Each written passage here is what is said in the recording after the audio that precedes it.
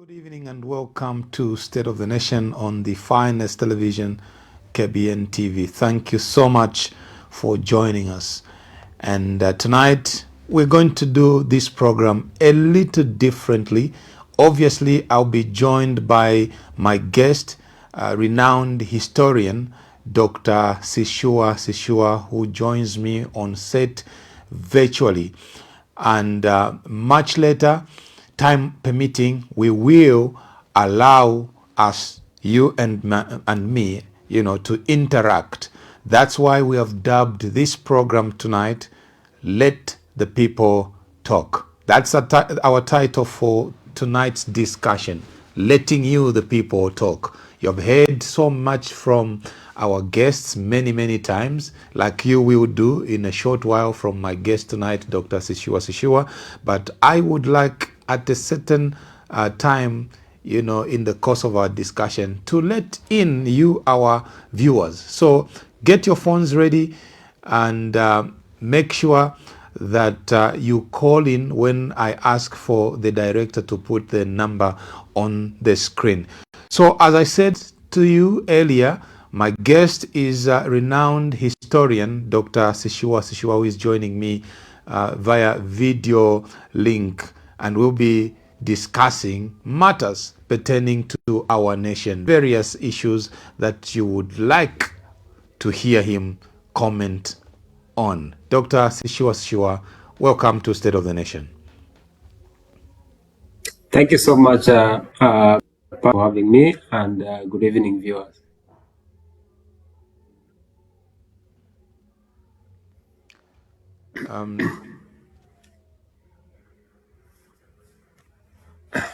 Can you hear me? Yes, I can hear you. Please go ahead. I missed your initial words. No, I was saying thank you so much for having me, Pastor. It's a pleasure to have the opportunity to interact in the service of public interest, and good evening to the viewers.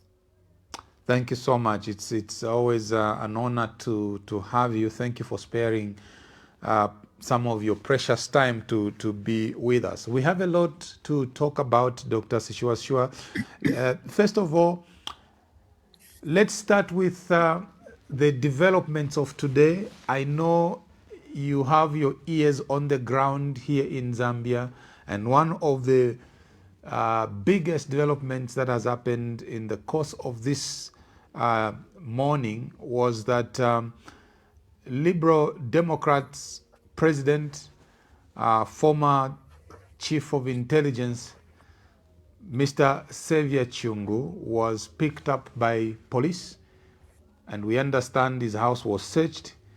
And if information we are getting is correct, we hear that he may have been transferred to Kabwata police for a possible detention.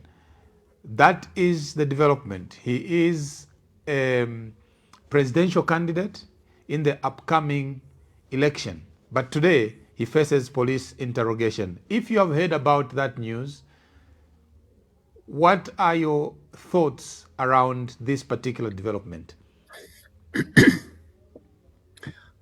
Well, very much. I have indeed heard about this incident. I was, in fact, aware as early as between 7:10 and 7:40 Zambian time that police had gone to his home. Initially, it was a plainclothes police officer who went there, from what I gathered, and then they went away. He came back, I think, around 12 or 4 minutes before 12 p.m. Zambian time. And what happened is that while they were away at the police headquarters, from what I gather from government insiders, they sent about three police officers to his home to just make sure that there was nothing that was removed, because they later on turned, as I said, around noon with policemen to search his house. They basically searched his office, and they got a couple of pictures pertaining to maps, and confiscated his phone. From what I gather, he doesn't have a laptop, so they just got the electronic devices like phone and pictures, and they went around 3 p.m. in the afternoon. And as of this evening, he was charged with the espionage. They're saying Section 4, which has to do with the information or sketches or whatever that one came in contact with by virtue of the position they hold or they have held officially. And the police have not been very specific in relation to what exactly are the acts upon which he has been charged. His lawyers, George Kunda and company, tried to secure bail for him because, as you know, espionage is a bailable offense. But they were not successful before I came to this broadcast.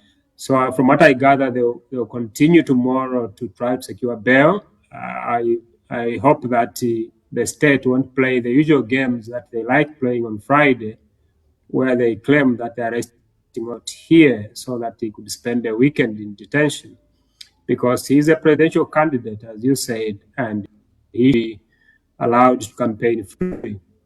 But from what I was told, it has to do with the interviews he gave in the recent days, and that there's something he said in those interviews that I think they're trying to link. If you are to take the action of going to his house to look for whatever evidence they could find, I think they are trying to link whatever he said to whatever they may have been searching for at home.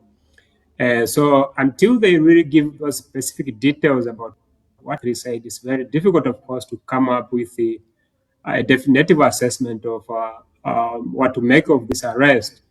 But one can make two general points. The first is that based on the interviews he gave, because he spoke to Millennium TV with Anton Mukwita. He spoke to the ZD podcast people in that interview that was banned. He spoke to, I think, Capital 5 FM as well yesterday. And what he has been saying concerning this idea that the president is losing the election. Now, you see, Pastor, it's one thing if it is Sishuwa who said that. But if it comes from Xavier, seen as a credible person who, by virtue of the position he held previously, when he says those kind of things, the system, rather the government, panics because they know that the public is likely to believe what he's saying. And so the rationale for arresting him from an outsider's perspective appears to be the same as the rationale for the recent decision by the Independent Broadcasting Corporation to ban the opinion polls on the TV station. The idea is to prevent people from having this kind of information, which could indicate possible for the ruling party. So when you look at it that way, Pastor, the argument that Xavier is being arrested for knowing how to identify a loser. He's seen as a credible source of information about where the election is going, and because he possesses that kind of specialized knowledge based on his ability to read how the election the direction of travel is, the government may have panicked into taking this action, another way of trying to intimidate him and to gag him so that he doesn't say the kind of things that may prevent the citizens, may persuade the citizens to think that he's losing the election. The final point, I think, is that the arrest is not isolated. You see, we have seen in recent years opposition leaders being arrested for all manner of offenses. But one would have hoped that when the election is underway, you don't want to start doing this kind of action, because they stoke up tension. The atmosphere is already very tense, and I think it would be helpful to let the opposition, who have, I must say, worked under very difficult circumstances over the last 5 years of the UPND administration, it would be helpful to let them campaign, to let them sell their messages so that Zambians can listen to them and decide whether to retain the president and the governing party or to try somebody new. Now, it's very interesting that, first of all, you followed the events. I like the timestamp. The timestamp that you have given of the chronology of events, um, as if you were literally on location. But of interest to me is that I have heard from you that he has been charged with espionage. I was not aware before we came on air of that particular development. Given that he's a presidential candidate participating in this election, he is allowed to campaign, he is allowed to comment on national issues. Now, if you are saying he has been charged with espionage premised on the interview that he gave and holding an opinion that there could be a potential change of government, that is an opinion. Isn't he entitled to hold an opinion? Well, I think there are two ways of looking at it. One is to say the state has not given the particularities of this, the sentiment that he gave expression to that constitute an offense under the the law that they have used to charge him. So until we have that clarity on the particular detail of what it is that he said that they find offensive, we can only speculate, because we could say maybe it's because he made reference to the tunnels, for example. Again, that's something which is in the public domain. Much of this information was given by Frederick Chiluba. It's in the papers. Zambians know these details. If it's about the ZAMTRUP account, for example, again, for people who read these things, there was a very long case about ZAMTRUP that happened in the public domain. And the facts are also available, and you could have drawn upon that. So I don't think that is the matter. There was reference to the Captain Solo, coup. In fact, when he made points about the idea that that wasn't a coup, it was a rebellion army commander, I disagreed with that sentiment, because when the coup happened, the soldiers went to mass media, they announced that they're taking over government. I don't think that is how you protest against the army commander. So one could say that Xavier was actually trying to cover his tracks there, because when a coup happens, the first person who should be blamed is the head of the intelligence. And he himself admitted, I think in one of the interviews, that he wasn't even in the country when this thing happened. So it could have been a moment of embarrassment for him. And that's why I'm saying that, again, these are issues that can be discussed openly as part of understanding our history. We should have that ability as the people to discuss our history, to enrich us. We can learn what kind of pitfalls or mistakes or distortions can be avoided. As I said, I don't think that is the issue. So it's worth waiting for them to come out publicly and say, oh, out of the interview he gave, here is what we found problematic, for example. So that's one thing. If there's an offense, what he committed, if he has violated his oath of office, for example, it's only correct that he should be arrested, charged, and given the right to defend himself in court. Even if he's a presidential candidate, it doesn't mean that he had the license to violate the laws of the country. That's one way of looking at it. The other way, of course, is to say this is a politics. You see, Xavier is not your everyday presidential candidate. You have never had a presidential candidate before who was head of the Zambia intelligence services, for example. So the state is also panicking. They don't know how to handle him, because there's this assumption: how much does he know, for example, that if the ruling party may be planning to play around with the election, for example, they could be afraid that this person knows the system, and therefore it may be difficult for us to play around. So can we try to intimidate him by arresting him? That's where you see what you may term as lawfare, where the state uses the law, or rather abuses the law, to deal with a political opponent in a manner that advantages that political opponent, but they hide under the idea that, in fact, we are following the law. And that's why I was saying earlier that, I hope that tomorrow they can release him and that they can grant him bail because, yes, they've arrested him, take the man to court, prosecute him, but at least because he's a presidential candidate, like other presidential candidates, it's very important that the ruling party is not seen as trying to gain advantage by locking up their political opponents, even during this very sensitive time when the people should be campaigning. Already we have I think less than 3 months remaining. Should be 2 months and of days. We are already way behind compared to previous elections in terms of the campaign period. So it's very important that opposition parties are given the space to really sell their political messages without this kind of hindrances that the government is creating.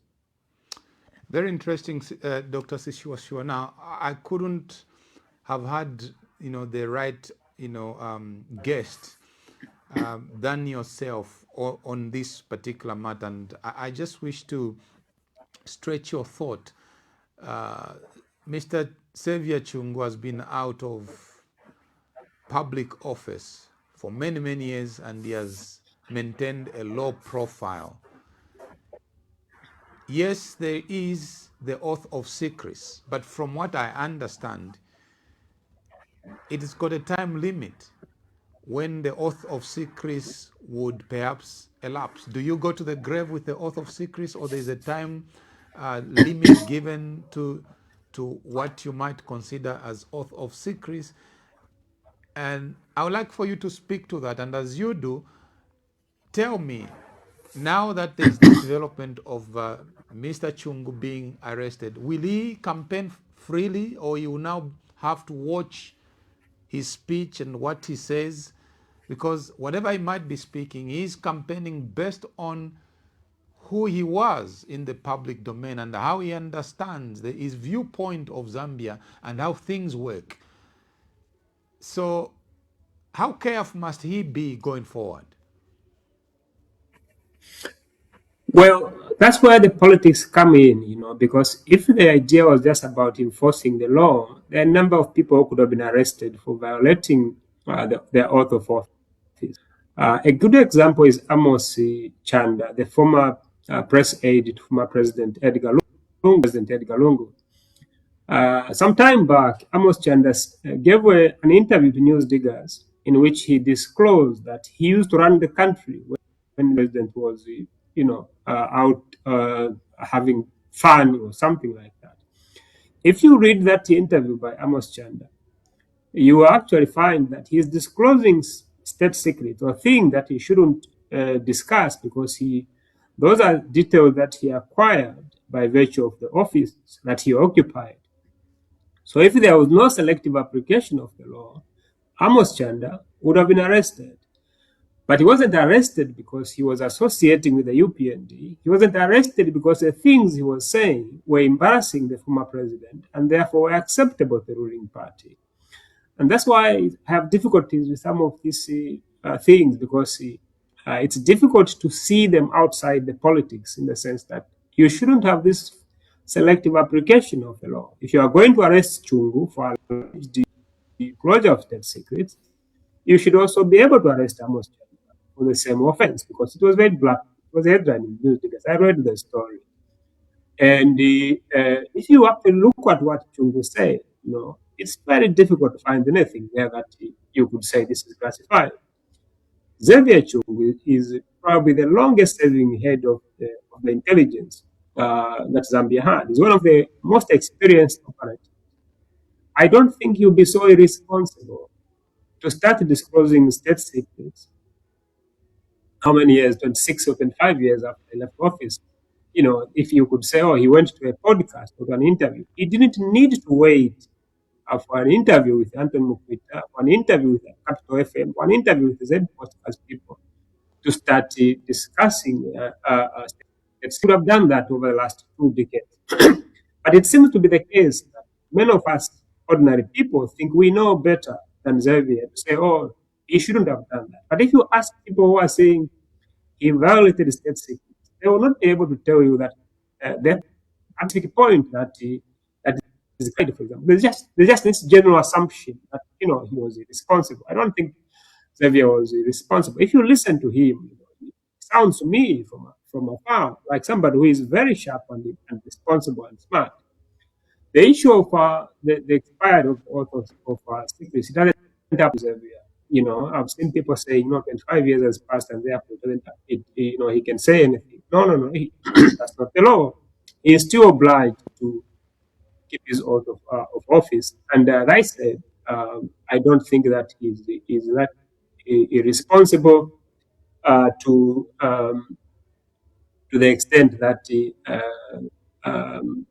people are saying he has done this or that. That is unacceptable. So in the end, we can only hope that the matter goes to court. Is given a fair trial. Hopefully after the election, so that he can concentrate on his campaigns. He shouldn't be arrested, for whatever he's saying, because in the course of his campaign, because that's part of public debate, and he should have the freedom to do so. Right. Nothing to worry you about, but I can see that there is a degraded, quality of light in your studio. But don't worry about it. We can still see you. We can hear you. It's just that it's a development that I have observed. Now, Dr. Sishuwa Sishuwa, so much is happening at the onset of this campaign. You will notice that a few presidential candidates were unable to file in their nomination. The most classic case is that of Mr. Sean Tembo, who is initially president of PEP, but he relegated himself to becoming the running mate to Mr. Chanda Katotobwe. On the day that they were supposed to file in their nomination, they were informed, they informed the nation that they couldn't because they discovered that details of their party at the registrar of society had been changed without their authority. In particular, that the party had been redesignated to a church, and that their new role was preaching the gospel and doing ministry. And the other detail was something to do with the details of the Secretary General of the party. Now, the latest development is that the permanent secretary in the Ministry of Home Affairs, Mr. Dickson Matembo, issued a statement to the effect that PEP is still a political party and not a church. And partly that was the detail that made the ECZ not to admit PEP, Mr. Katotowe, and Sean Tembo on the ballot. Now that there is this clarity, in the interest of natural justice, do you think that perhaps there should be chance given to these two, or time has lapsed, it's time to move on? What are your thoughts on this? I'm not sure if the picture quality is clear. I think somebody passed outside and may have switched on the light, so I could go and check. But if there's no effect on the voice and the picture, I could go ahead. Please go ahead. We can still see you and we can still hear you.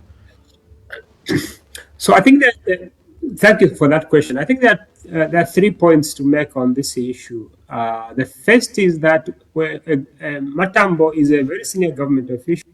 He's a permanent secretary in the Ministry of Home Affairs. So when he speaks, as he did, for example, it's a very important point to listen to him, because he's not an ordinary person. He is admitting that the Electoral Commission of Zambia lied to Sean Tembo and Chanda in relation to the processing of their nomination, that the commission committed an irregularity that infringed upon the right of citizens to participate in the election as candidate. Matambo is saying the Electoral Commission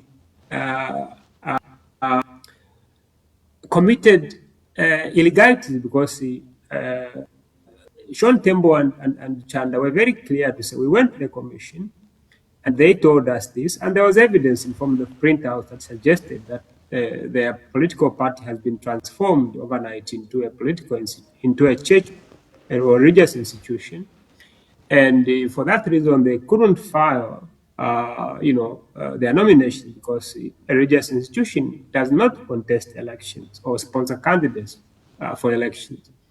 But they also said, the details were changed in relation to the Secretary General of PEP. Matambo is telling us that the details of the party have not been changed. It has remained a political party since 2022, and that the office bearers' details have not changed since then. Now, he's basically saying that a government officer, a fellow government officer, is accusing the Electoral Commission, government institution, of lying, disqualifying an opposition candidate or using non-existent grounds. That's very reckless on the part of the commission if it's true. The issue then is, what is the relief, that Sean should obtain out of this confusion. I'm not sure if Sean Tembo and Chanda went to court to challenge their disqualification, or they have gone back to the Electoral Commission to complain, say, listen, here is a government official saying that you lied, that the grounds that you used to not accept our nominations are actually not valid. So that's one point, the fact that a government officer, a very senior one for that matter, has exposed the Electoral Commission as a lying institution. The second point is that the Electoral Commission should take a lesson from this experience. One can even make the assumption that when the commission did what they did in relation to Sean Tembo, there was perhaps an assumption that we are doing this in the interest of those in power or the governing authorities, for example. But what Matambo has done by disowning the actions of the Electoral Commission is to tell the Commission that they will be abandoned even in the future, do wrong things, that they will be thrown under the bus. Now, because now we know that the chairperson of the Electoral Commission and her team of commissioners did something illegal, did something that is not provided for by law, lied to the whole nation about Sean Tembo, because the office that is responsible for the department of the Registrar of Societies is telling us that what the Electoral Commission said was the figment of their imagination. It should be a lesson for the Electoral Commission officials to always do the right thing, because if you are dealing with politicians, they can throw you under the bus, even if you think you are doing things in their interest, for example. I think that they should take from this. So if they want to,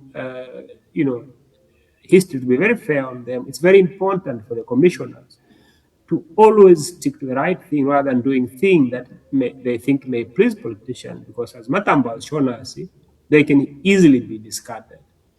The critical point, Pastor, is that the Electoral Commission of Zambia is abandoning its original mandate of ensuring free and fair elections and overstepping into the political arena. All along, the Electoral Commission of Zambia has never found itself in this situation because it never got involved in the internal workings of political parties.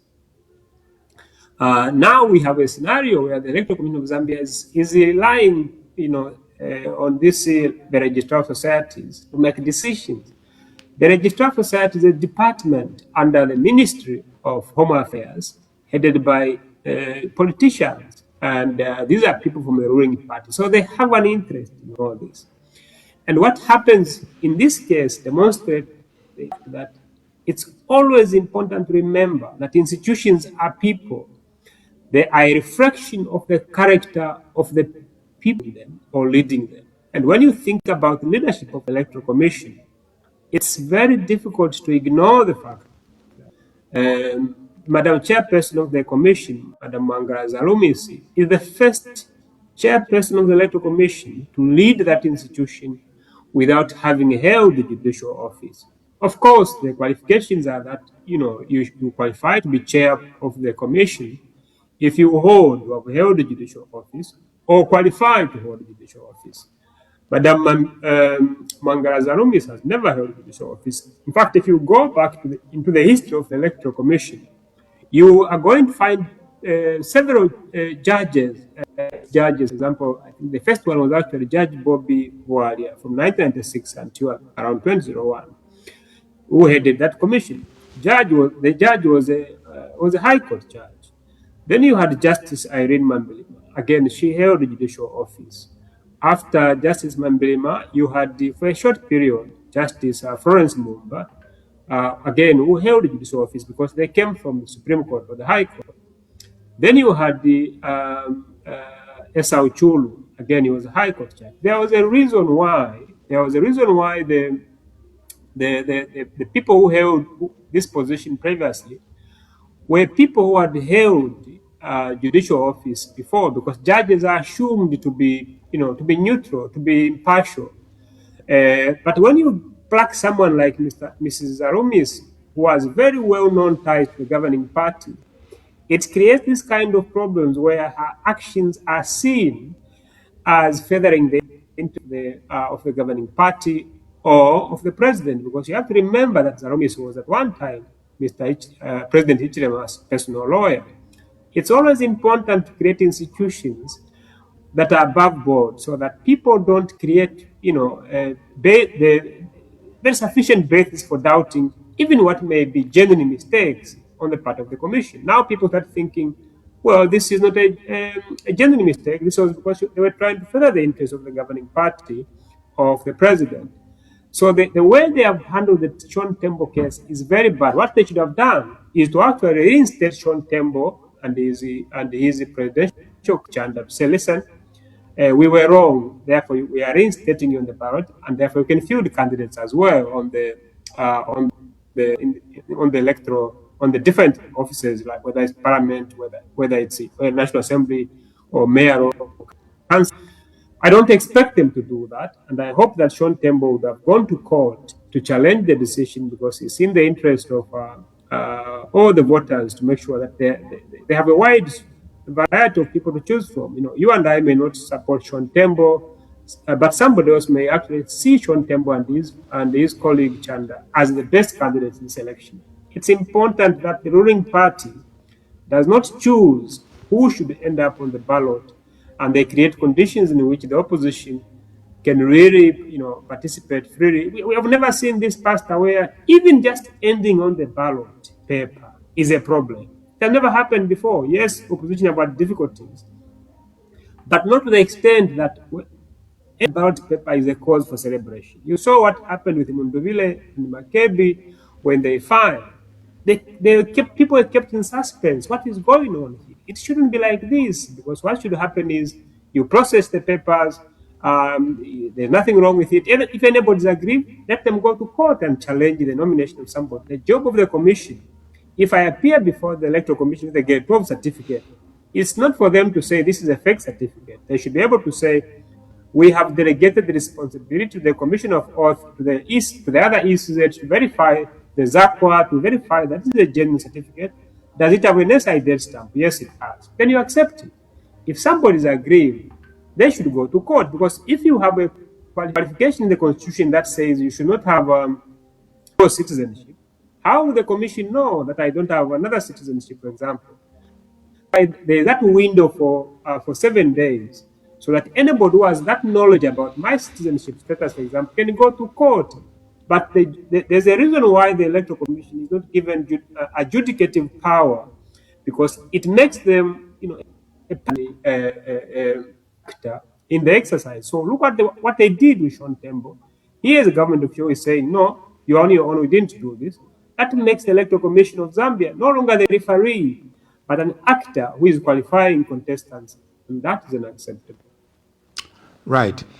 We move on to the next issue that I would like you to comment on. There is some celebration of sorts happening, particularly in the stronghold for the UPND, where about 15 parliamentary seats have gone unopposed. In certain instances, independent candidates have, whether they've been forced or they've done it voluntarily, they've withdrawn, thereby declaring whoever else was contesting in those particular, constituencies to have gone unopposed. I have just received a copy of the petition here by Mr. Isaac Mwanza. He seems to be petitioning some independent candidates, but interestingly, this is more on the PF side. I see Charu Chirufya, I see Mao Sampa, and a few others. I would think that if there's going to be a petition, maybe it could be stretched also to look at what is happening in the UPND strongholds, where members of the UPND not adopted haven't really resigned, but have filed in as independent and later withdraw. When you look at all of these developments, what's your reading into what's happening as far as the, celebrated unopposed parliamentary seats are concerned? Well, a couple of points that come to mind here. The first is that we have seen a number of candidates withdrawing to pave way for UPND candidates mostly to go unopposed.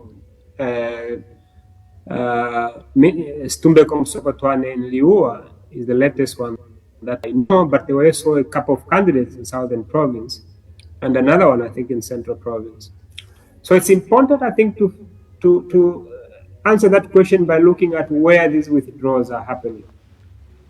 They are happening in UPND strongholds. So it really defies logic to understand why, because these are safer zones. These are seats that the UPND would win anyway, especially those in Southern Province. When you look at history, since the formation of the UPND in 1998, there has only been 2 occasions when a parliamentary seat in the Southern Province, for example, has been won by a party that is not UPND.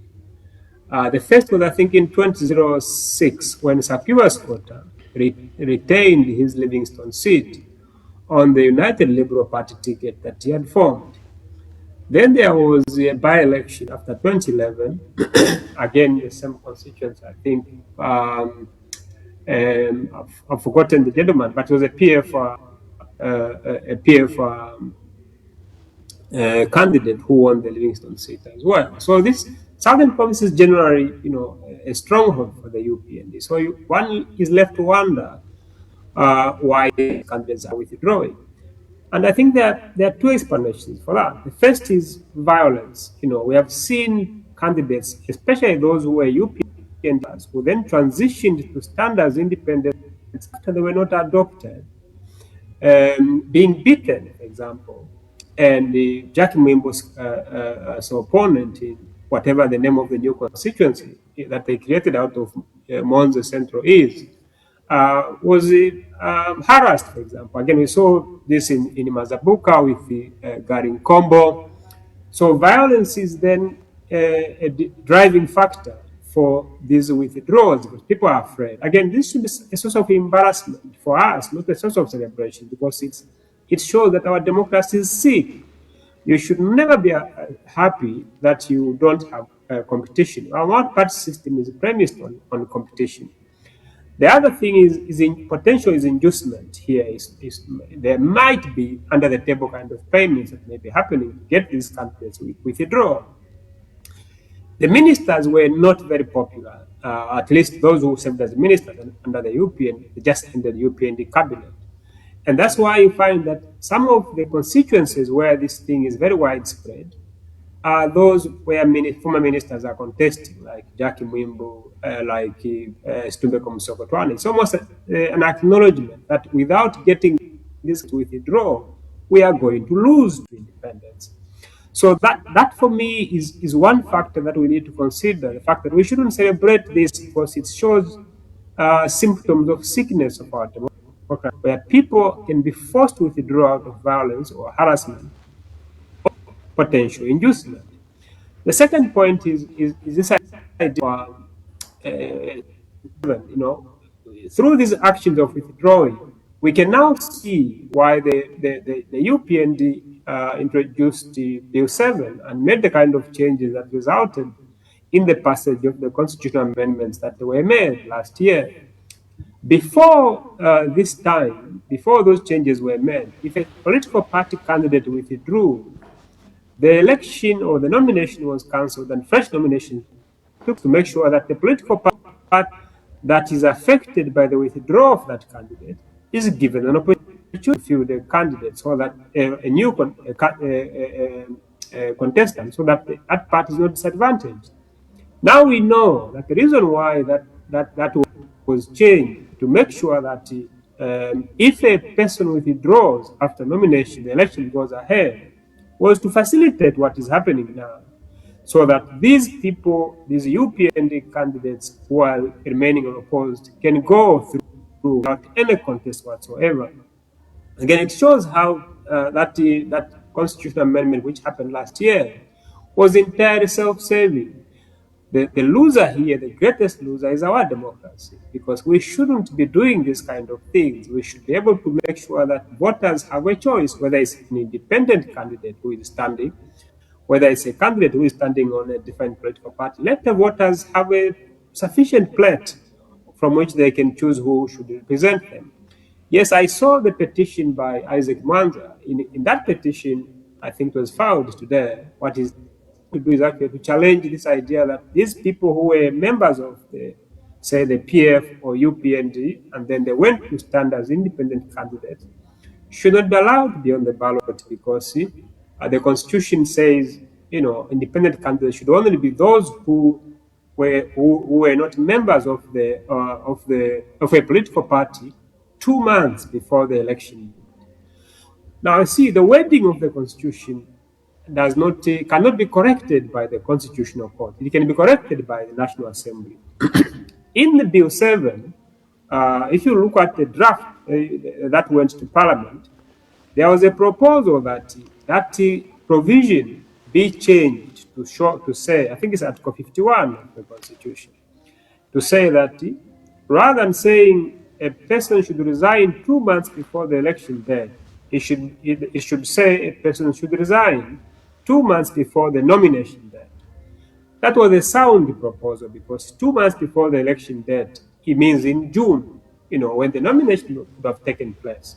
So it makes sense that that proposal was made. But the members of parliament, for whatever reason, may be entirely self-serving, since this is what the last parliament was very good at, rejected that proposal. So it wasn't passed. It means that we are going into this election with Article 51 unchanged, meaning it says an independent candidate should be somebody who was not a member of a political party 2 months before the date of the election, not the date of the election. Now, 2 months before the date of the election means 13th of June. If you look at this year's election date, it means there's nothing wrong with the what's the name, Chitaro Chirufya, Garin Combo, and others who have left their political parties after they were not adopted to stand as independents. Yes, there's a loophole in the law, but that is not for the court to cure. And I'm not sure that even the constitutional court that we have in its compromised state, these are judges who, have difficulties with that we will discuss separately. I don't think they should interfere here to start saying you are not eligible to participate in this election because you are a member of the PF, you are a member of UPND before you were adopted. There is very little that the court can do, because the wording of the Constitution is very clear that is 2 months before the election date. Yes, that was an anomaly.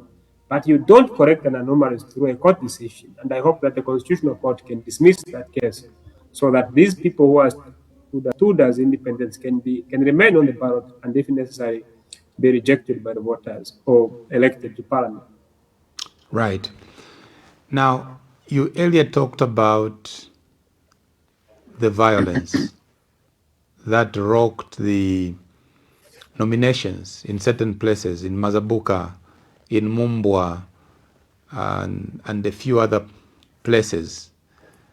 But chiefly, this was in the UPND dominated constituencies where we saw fracas erupting amongst children of the same house, if I were to put it loosely, because they belong to the same party.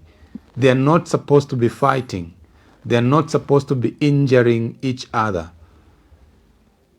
And especially that this is out of contestation of who should be adopted and who should not be. I am wondering, Dr. Sishuwa Sishuwa, if what we saw, the confrontation, the fights, the violence that we saw was born out of a heart to want to save Zambia. It must be me to become a member of parliament, not this one. And for this reason, I am ready to fight, even if it means physically.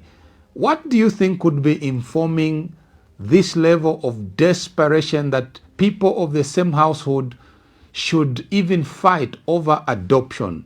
Is that a passionate desire to save Zambia, or could be something much more than that? I think that problem has been pronounced mainly in the governing party, in the United Party for No Democracy, I'm not able to United hear Party you. for National Development. I'm saying I think that problem has been pronounced more in the governing, that is in the United Party for No Democracy, if you might mischaracterize the meaning of the UPND. The violence that we saw is a symptom of the lack of internal democracy. Again, the problem here, Pastor, is our lack of respect for the law. Before 2016, political parties were taken as clubs, as private clubs, where, the Constitution had very little to say in terms of their operations. But following the 2016 constitutional amendment, if you look at, I think it's Article 60 of the Constitution, it provides that political parties shall have regular elections, internal, as part of exercising that internal democracy.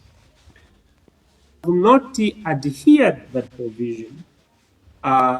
We have passed the political parties bill that should spell out some of these elements of extinction should occur.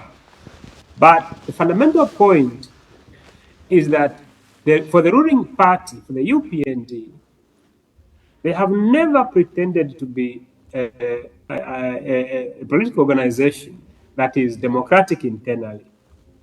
The last proper convention of the UPND was organized by Sishuwa Sishuwa in 2006, which resulted in the election of the current president, Hakainde Hichilema, at the Mulungushi International Conference Center. It was a very competitive, open contest where there was Sishuwa Sishuwa, Hakainde Hichilema himself, and I think a South African UPND member whose name I've forgotten. After that, you never really had a proper UPND convention where people could compete openly and even challenge the president. You had something that looked like a convention in 2021, but was more of a coronation, for example. Now, you can't expect a political party that lacks internal democracy to be in a position to implement democracy at a national level.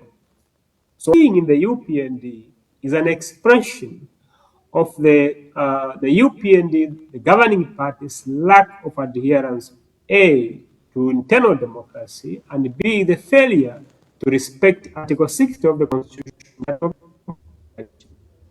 You see, the violence you witness happens in instances where the members at the local level feel that those in Lusaka level are imposing a candidate on the voters, members at a constituency level whom they don't want, for example. You have never seen this violence where a political party has respected the result of primary elections. It's in cases where the central authority have imposed or to impose a candidate of their preference, not the one who is wanted people at the grassroots level. And that's why it's important for Article 60 to respect it so that you avoid these instances. Because if you give the people at the constituency level to say, anyone who is interested in standing as MP, can you participate in these local primaries? Whoever emerges from that competitive process would have the legitimacy because they would have been products of the grassroots themselves. They would have chosen that person. So whoever loses would have said, look, I stood, I lost, and I should support the person who has won the election. But because we are not respecting these processes at local level, those who are being imposed by the authorities in Lusaka are facing resistance at the local level because the people are saying, these are not legitimate, these are not our people. We didn't choose this person, for example. And the violence is simply a symptom of that lack of adherence to internal democracy, lack of respect for articles of the Constitution.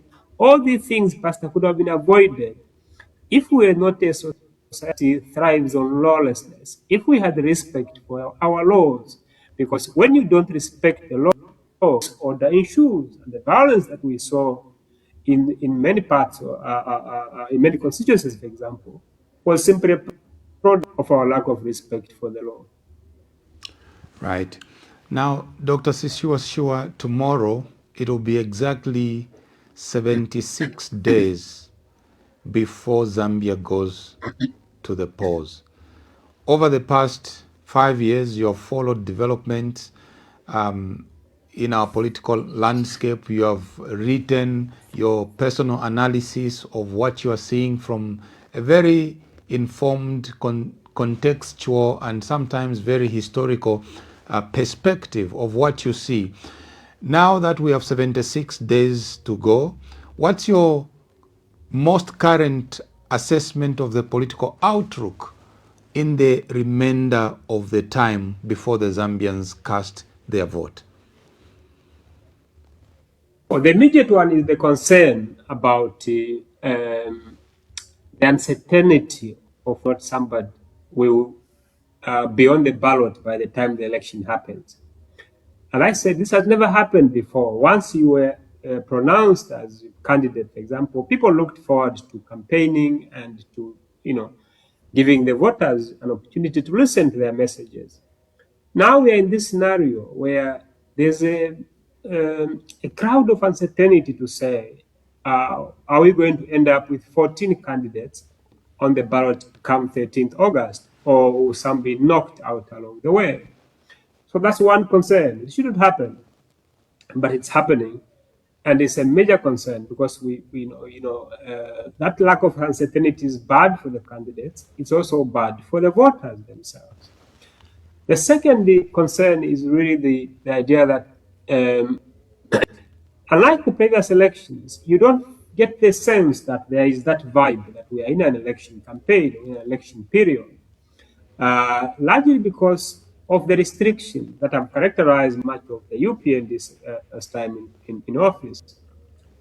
Opposition parties for the last 5 years to mobilize their supporters. They were never given an opportunity to exercise the right to peaceful assembly. It is almost like that right can only be enjoyed during the campaign period for the 3 months before the general election. But the right to peaceful public assembly is is important and should be enjoyed at any time when people want to exercise. And embedded in that right, Pastor, are two other rights. The first is the right to free speech, because people meet to talk. No one calls a gathering so that everybody can keep quiet. So the right to free is very much embedded in the right of, in the right to peaceful assembly. The other is the freedom of association. The people who meet, who come together to talk, are usually people who associate with a given political organization. So when you stop people from exercising their right to peaceful assembly, you are not just stopping the opposition party from selling their messages to the people so that voters can make informed choices. You are also violating significant fundamental freedoms that are enshrined in our laws. What we need now is an environment that feels like it's not an election, because that hangover of the last 4 years, 4.5 years, almost 5 years now, of restricting the opposition is carrying on. The arrest of Chungu that we talked about earlier is simply a continuation of what we have seen since the UPND came to power, where opposition parties, Fred Membe, Sean Tembo, Edith Nawakwi, you name them, have been arrested. Others like Raphael Nakachinda is languishing in detention to the point where even his lawyers, even his family can't access him. He's already in detention. Watching the poor person to a point where you are even blocking his family, his lawyers from seeing him. Those kind of violations of the rights are what we are seeing now, continuing in the election period, and it shouldn't happen, because it's not very good for our democracy. The third element, I think, is the fact that, as you said, it's about 70 something days. We haven't seen a clear timetable to say from the electoral commission to say, hey, you can campaign now. Here's what you should do. We don't even know in some cases whether the parliamentary candidates for which constituency, because previously you could have a publication that tells you as a voter to say, here's the candidates in the, say, Munali constituency, because I vote, for example, in Munali. I should know who the candidates are. I don't know, because the Electoral Commission has not been very forthcoming in publicizing the information around the election, for example. It shouldn't happen. We should have that space. The people, that is the voters, as well, are free this time, to mobilize their supporters, to sell their political messages. So I hope that, especially after tomorrow, when it will be 7 days after the close of nomination, we can really have an environment that feels like it's an electoral environment, and one where the state, particularly the police, is not used to suppress the rights of opposition parties to to sell their messages. I would have liked a scenario where those candidates who were removed from the ballots, who excluded, are reinstated, especially given the travesty that we have seen in relation to the Sean Tembo case. It's the first time in the history of the country that you have 7 opposition parties excluded from the ballot. John Sangwa's party, MNR, was the first casualty when they frustrated the registration of his political parties and forcing the poor man to abandon politics altogether. Then you had Kasonde Mwenda and his EFF. Kasonde Mwenda is arrested before the nominations in Lusaka. He is dragged all the way to Chinsali, about 940 kilometers from Lusaka, away from his family, where he is kept in detention for longer than the period provided by law. The consequence, of course, that few candidates, because you need that person to sign the adoption certificate, and you are keeping that man in detention. So you are excluding a political party and its supporters from participating in the elections.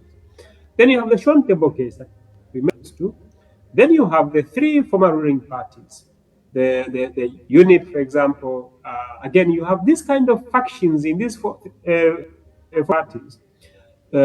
One backed by the state, and another one consisting of the authentic leadership. For example, for UNIP, you have Bishop Trevor Mwamba, and then you had a faction backed by the state. in that instance, actually, UNIP, the faction led by Mwamba, should have been allowed to contest the election, but they were not.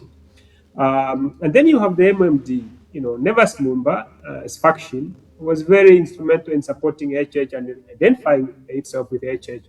And you have another faction that didn't agree with that. The consequence, that party didn't even field candidates. Nevas Lumumba even did the abominable thing of changing the name of the MMD, such a respectable name with very particular historical meaning, to something that should be a name of a church organization. Then you have the PF itself. Again, we see how the PF, Chavinga, for example, is backed by the state.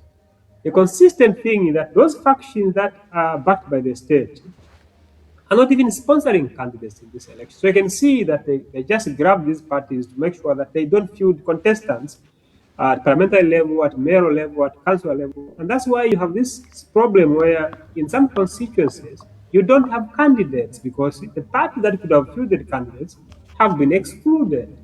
You are the UPPZ case with that gentleman. And the electoral commission comes and says, well, you are discharged bankrupt. On what basis is that said? Well, we received some information from the receiver that suggested that there was a court ruling that declared you bankrupt.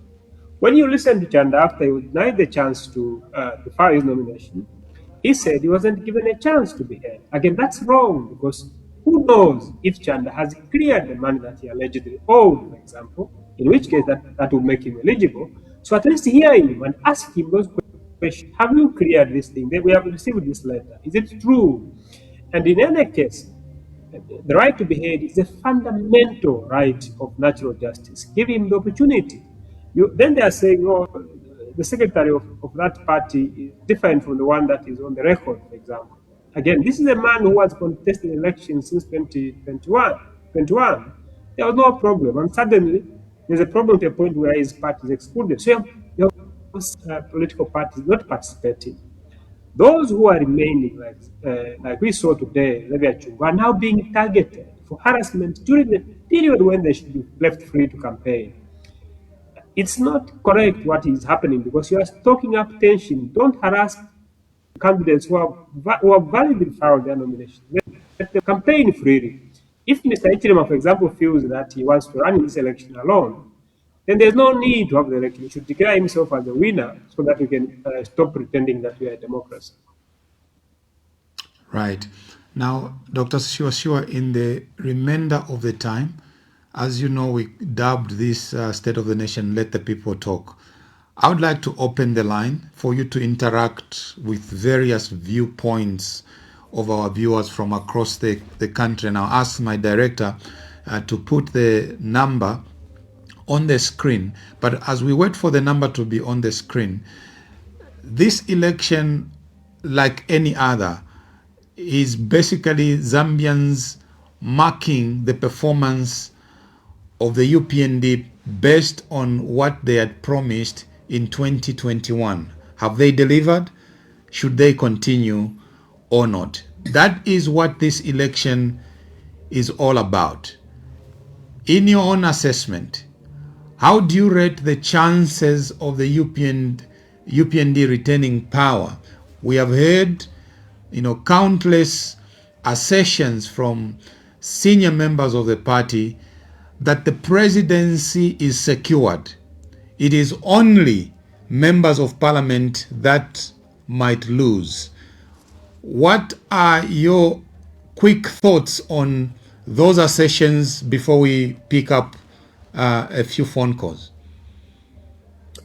I think for far too long we're told that there was no opposition. So it's very surprising that you see the hostile attitude. I'm saying that I think for far too long we were told that there was no opposition.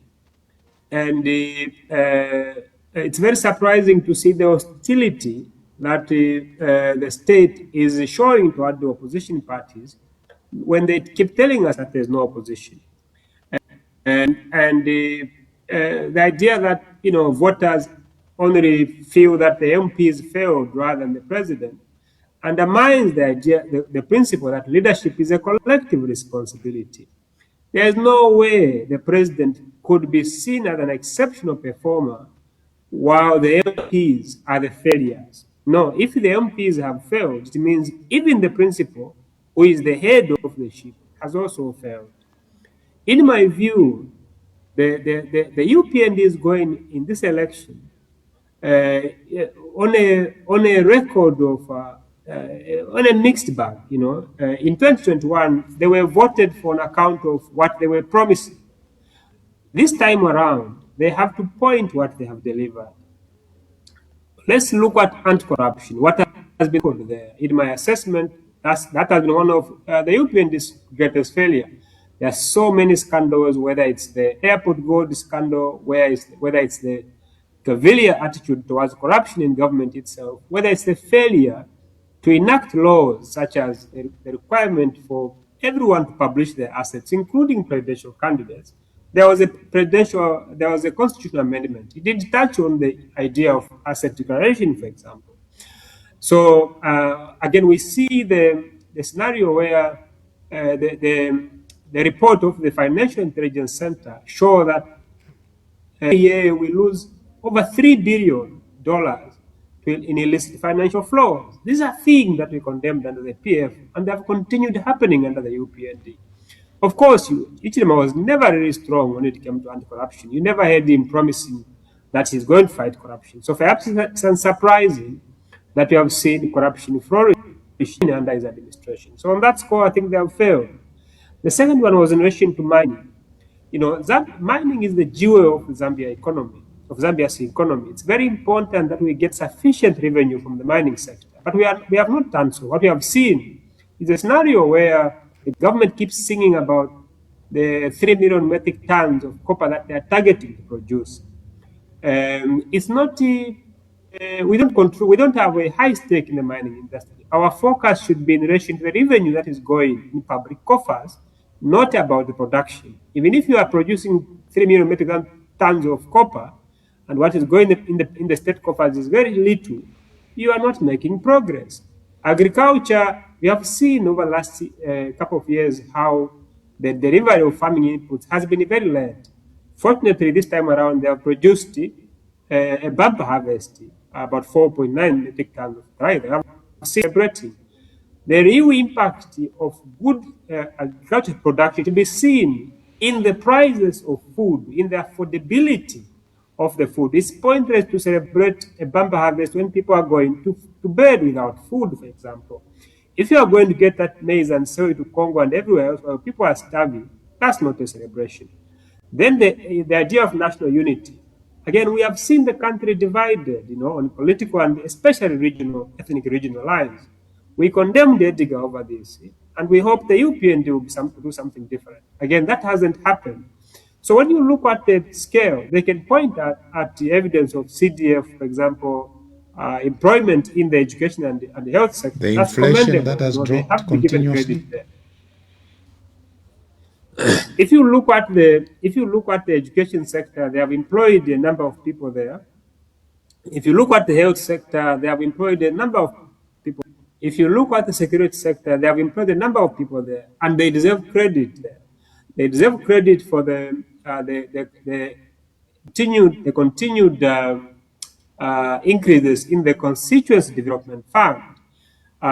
They deserve credit in the implementation of the free education policy at secondary school level, even though one would have hoped that they would have actually fulfilled their promise, because they are promised to say they are going to have free education up to university level. It hasn't happened. No country has developed on account of secondary school or primary school graduates. So I hope that voters can assess the UPND against the promises that they made in 2021. I remember HH saying every province is going to have a university. It hasn't happened, and I'm hearing him making the same promise this time around.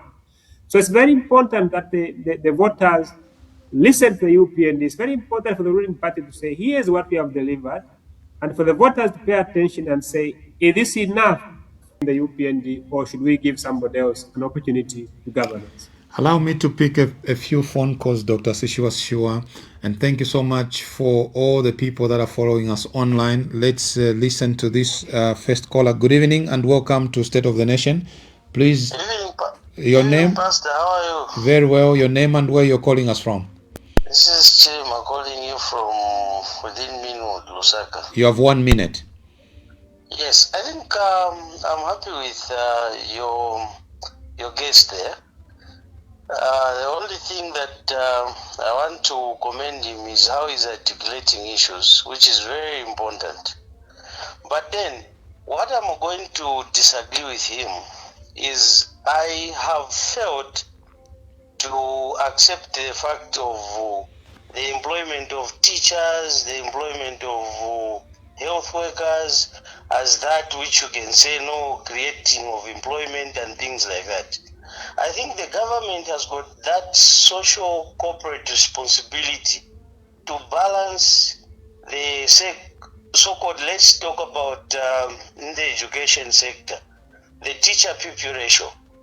It has been so low in our country, and if you employ, that is a responsibility of the government, that which we call, I think, something to do with public good and things like that, to make sure that you balance up that number to ensure that at least you provide education. Same applies to the medical section. The medical section also, the doctor-patient ratio has been so low.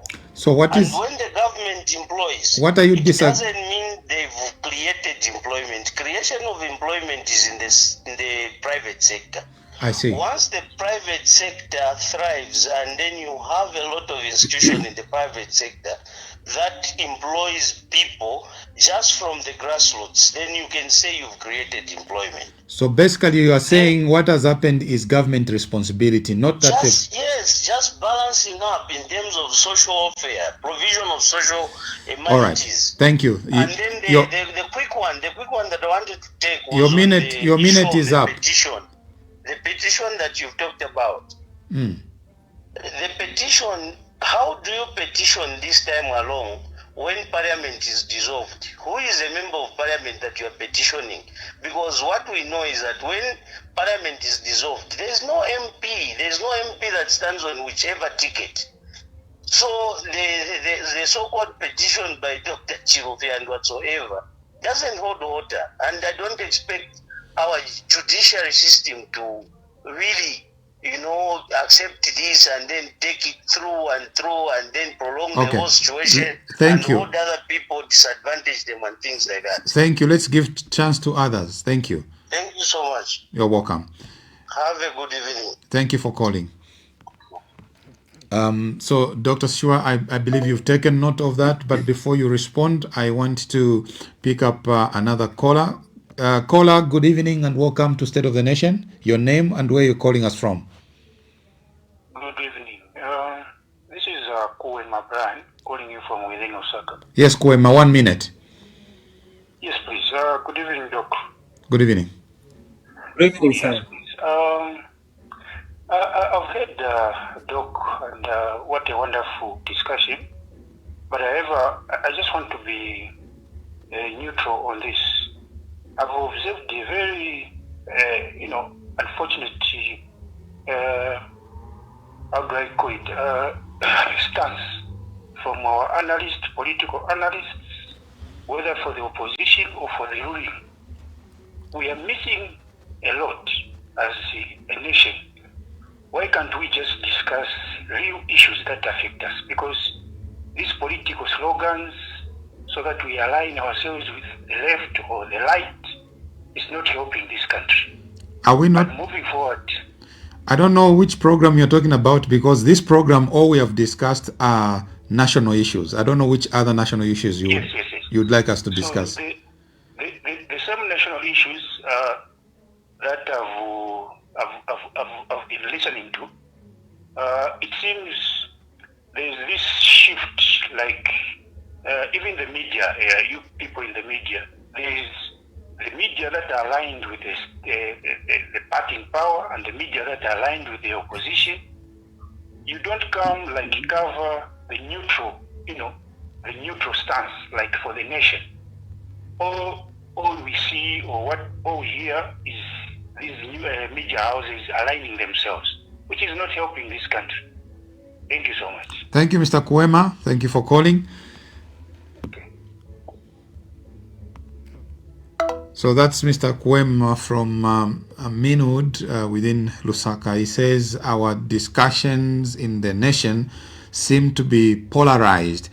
The third caller here, let the people talk. Good evening and welcome to State of the Nation. Your name and where you're calling us from.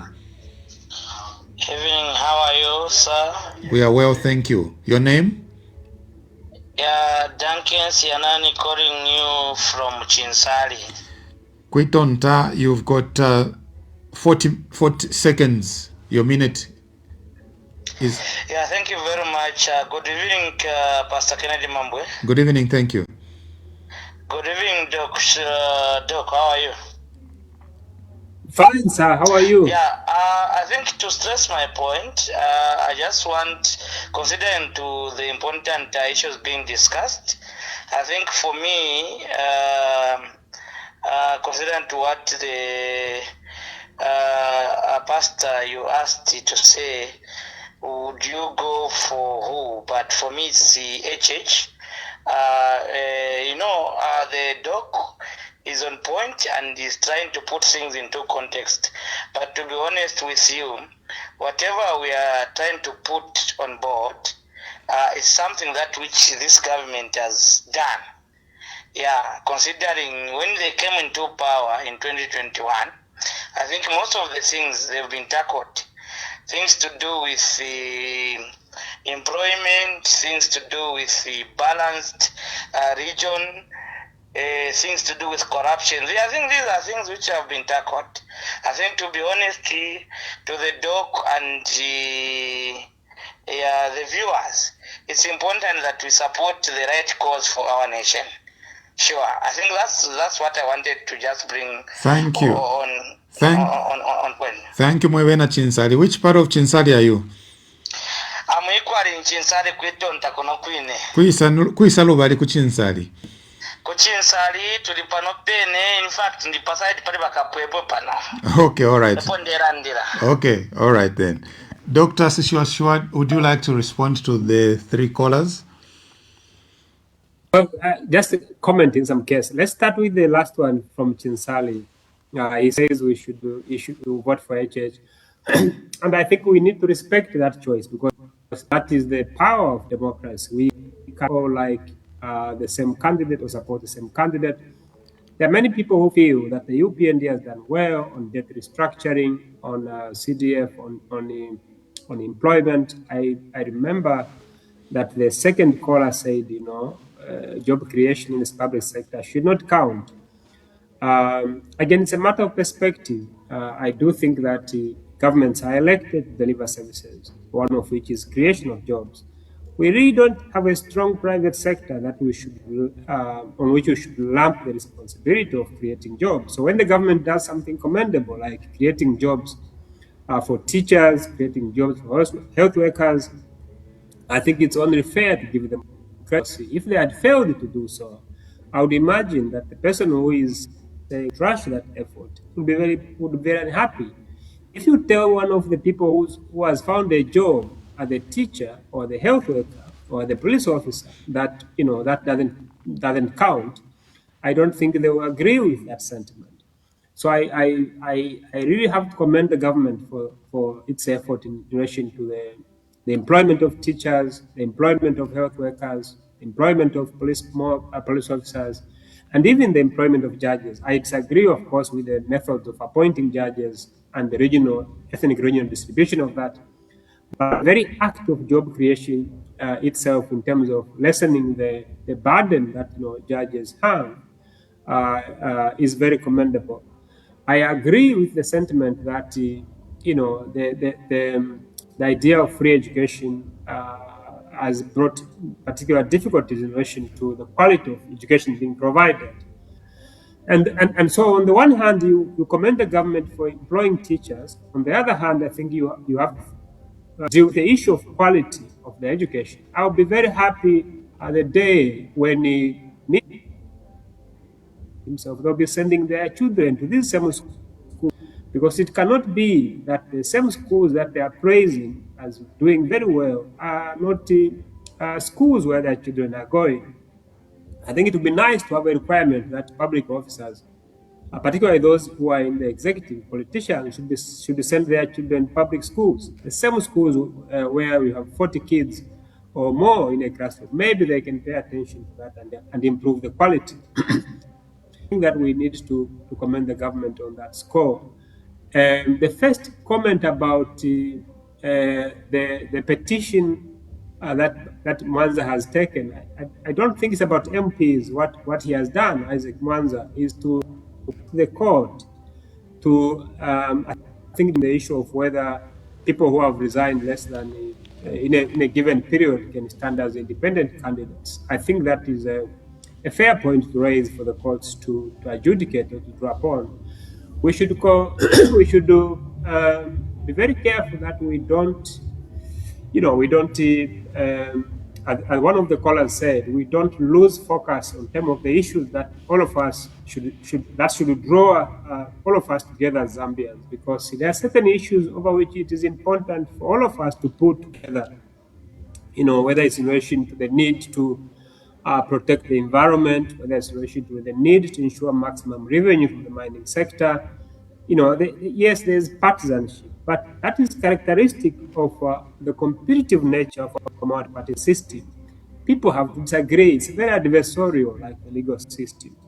But there are certain areas where it's in our collective interest to put together. For example, when you're making a constitution, as they did last year, it's not to drag, other people when there are clear disagreements. Let's build consensus on these issues, because Zambia is our base. So let's secure it by reaching consensus on common issues, so that the caller who said there are certain issues that that show polarization doesn't have legitimate basis for doing so. I get a sense sometimes, Pastor, that we are that major in discussing minor issues, and that minors in major issues. In other words, the key issues of our country, the state and the quality of our democracy, had to attract attention. We should be able to assess the EU to say, you promised to improve our democracy, but the laws that you have created over the last 3 years actually have stifled that. People are living in fear. A climate of fear has been created. That's not what you promised that you're going to do. You should be able to discuss the issue of national unity. How is it possible that the leadership of the police service, the provincial education officers across the 10 provinces, are mostly coming from one region? What does that say? What does it say when the heads of the security services, the commander of the Zambia Army, the intelligence, the police, the national service, the Zambia Air Force, are coming from one half of the country?